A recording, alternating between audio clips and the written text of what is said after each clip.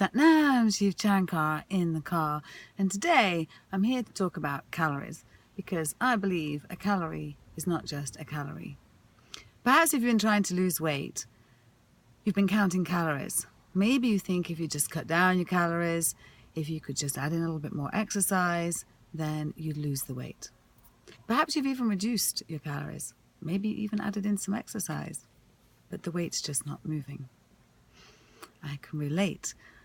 I spent from age 11 to 34 dieting and being successful sometimes, but obviously not overall, because I started at 11 and was still dieting at 34. I've probably lost over 300 pounds, maybe even more, during my weight loss travels. And a lot of it was counting calories. And sometimes counting fat, because that was the next number that they really wanted to confuse us with. But here's the thing. If we just even look at calories, how can a calorie be a calorie? And what do I mean by that? Well, take 100 calories of kale and 100 calories of chocolate. Nutritionally, they pack a very different punch. So if you had 100 calories of chocolate or you had 100 calories of kale, which do you think your body would do better with? I know which we'd prefer, most of us. But you see, that's the thing. We're counting the calories. We've got 100 calorie snack packs of crap that's just filling our bodies with crap. And do you know what happens to the body when it gets filled with crap? When it gets something in there that it doesn't know what it is, when it's a chemical, when it's a food product as opposed to real food. How do you know? Food products come in packages. Real food comes from the ground, right?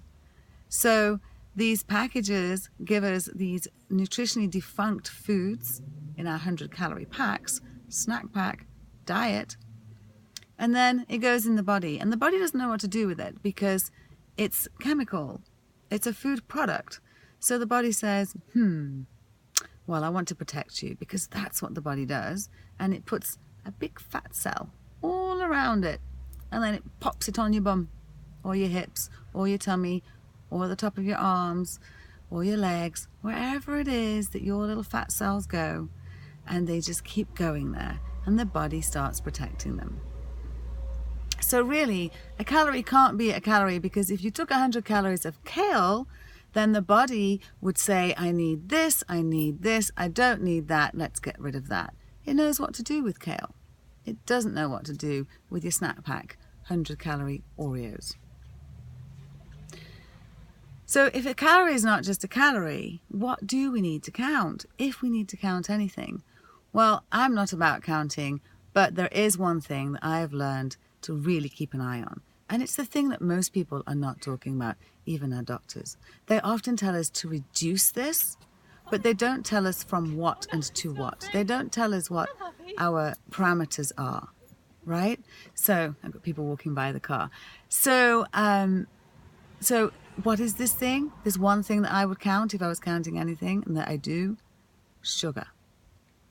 Yes. You see, in the 80s, I remember when I used to have my Snackwells, fat-free Snackwells. They tasted devil's food. Was it devil's food cake or something? They taste absolutely disgusting.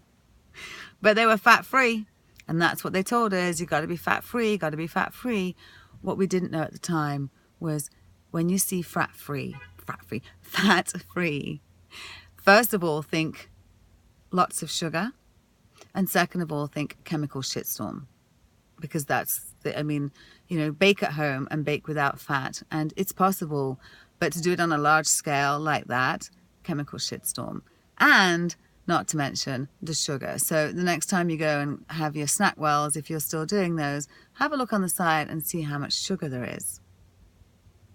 How much sugar should you have a day? Because it's great for doctors to tell us that we need to reduce our sugar because of diabetes and pre-diabetes. However, most people do not know how much sugar they should have a day. And the answer is 24 grams for a woman and 30 grams for a man. And that is 4 grams of sugar is 1 teaspoon.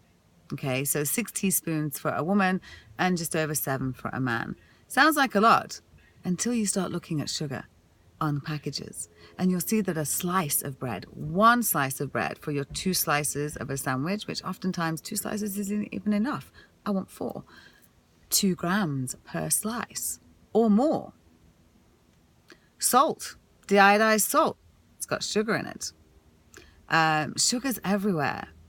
And when we start looking at that, and when we start monitoring the sugar, and if you bring the sugar down, your Starbucks is probably 30 to 60 grams of sugar.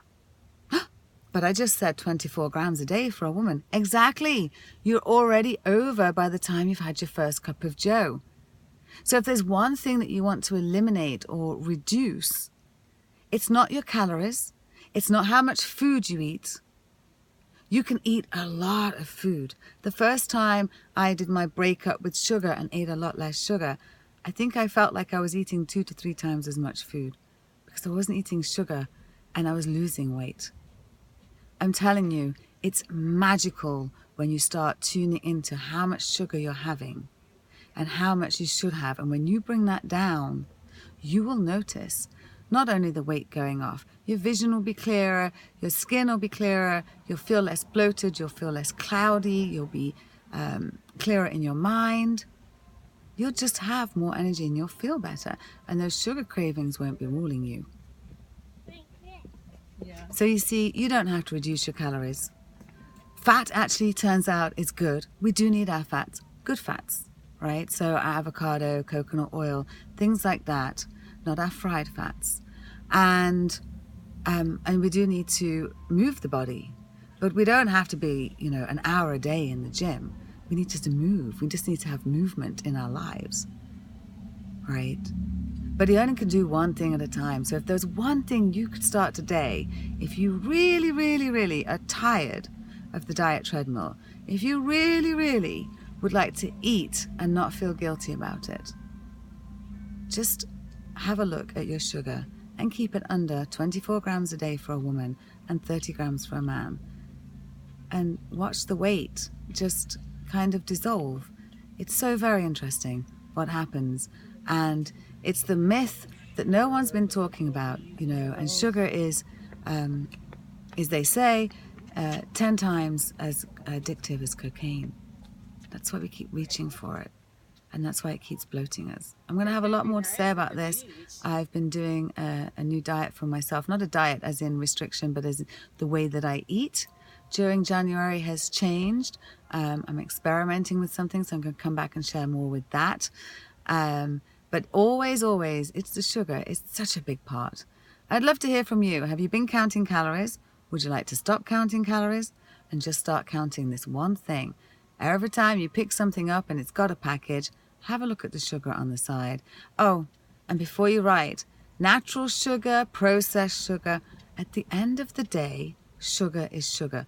Of course, natural sugar is preferable over processed sugar, but when you're making your count, your 24 grams and your 30 grams, yes, it includes your sugars, it includes your fruits, it includes anything that you think of as natural, it includes all of that. Oh, here's Samaj coming back. It includes absolutely everything, right? Our bodies are not designed to take a sugar overload. So with that and Samaj back, I think that's my call to go and see if we can get home now. We had no internet this morning, so we came to town to make a phone call because no internet, no phone. And then when we went back from town, there's a mudslide and we can't get back to the farm. So there's a Shiv chowing car with One Woman Revolution. I would love to hear from you. Have you been counting calories? Would you like to stop? And do you think that the answer could be with sugar? I'd love to know. Let me know down below. Subscribe so that you get to know about all of our live videos and the new ones that come to the channel. And it's getting busy around here. I'm going to see you later. Sat now.